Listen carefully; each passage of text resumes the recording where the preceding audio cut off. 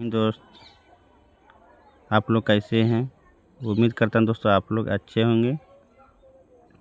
आज यहाँ आप लोग लिखा है दोस्तों क्लास 10वीं का साइंस से फिजिक्स का VVI सब्जेक्टिव क्वेश्चन जो एग्जाम में बहुत बार पूछा गया है। क्वेश्चन दोस्तों प्रकाश का अपवर्तन।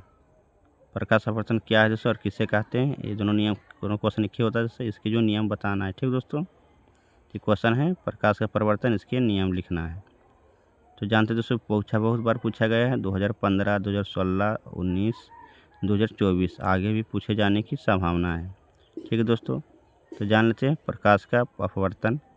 जब एक माध्यम से प्रकाश की किरणें दूसरे माध्यम में प्रवेश करते हैं, इसके जो मार्ग है दोस्तों विचलन होता है। जैसे इस परिघटना को प्रकाश का परिवर्तन कहते हैं। ठीक दोस्तों, इसको किसी तरह याद रखना है।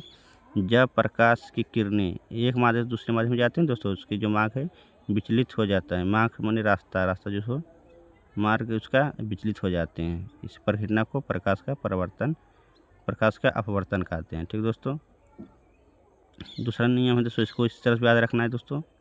हवा माध्यम से प्रकाश की किरणें कांच माध्यम में प्रवेश करती है तो यह अभिलंब की ओर मुड़ जाती है। ठीक है दोस्तों, इस परिघटना को भी प्रकाश का अपवर्तन कहते हैं। सॉरी दोस्तों, प्रकाश का अपवर्तन कहलाता है। ठीक दोस्तों, इसके नियम जान लेते हैं दोस्तों। इसके दो नियम होते हैं।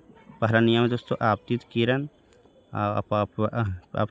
अपवर्तित किरण और अपतन बिंदु से खींचा गया अभिलंब तीनों एक ही तल में होते हैं। ठीक दोस्तों, किस तरह याद रखना दोस्तों? आपतित किरण, अपवर्तित किरण, आपतन बिंदु पर खींचा गया अभिलंब तीनों एक ही तल में होते हैं। ये था पहला नियम दोस्तों। दूसरा नियम है आपतन कोण की जया और अपवर्तन कोण की जया निष्पत एक स्थिर अंक होता है, जैसे स्थिर होता है। ठीक दोस्तों, इसको एक नियम यह होता है दोस्तों। इसी का दूसरा नियम है sin I बटा sin R बराबर स्थिरांक होता है दोस्तों। इसी स्थिरांक को पहले माध्यम के अपेक्षा दूसरे माध्यम में अपवर्तनांक भी कहा जाता है।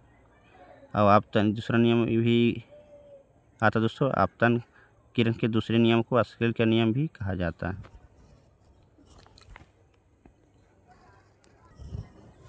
यहाँ पर दोस्तों ये बहुत इम्पोर्टेंट है दोस्तों कि आपतन के दूसरे नियम को स्केल का नियम कहा जाता है दोस्तों। यह ज्योमेट्री में बहुत पूछा जाता है कि आपतन के दूसरे नियम को क्या कहा जाता है, तो स्केल का नियम भी कहा जाता है। उम्मीद करता हूँ दोस्तों आपको वीडियो अच्छा लगा हो। कहीं भी गलती हो तो हमें क्षमा करें। वीडियो देखने के लिए धन्यवाद।